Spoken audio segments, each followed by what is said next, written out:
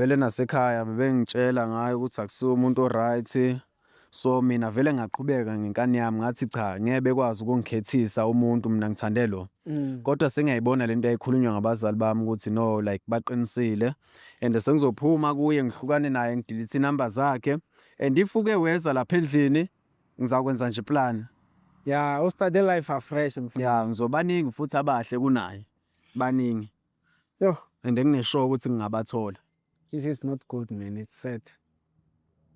Hayi. After spending so much time naye like we invested kuye like Because like siqale emotionally, financially.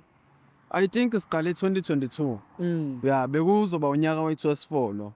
Because like bengiplane everything vele ngayo ukuthi ngizokwenza 1 no 2 no 3 like ebe grand and futhi naye like ibeke sithi mayikhala ngifike ngisabele mangingenamali bengikwazi ukuthi ngiboleke kumngani wami okanye ngiwe komashonisa izinto ezinjalo for yena.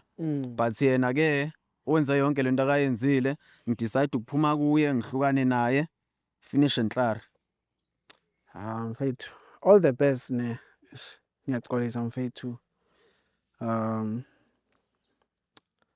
Ngizokhuluma ne-team yami kune-counseling because I feel like this is not easy.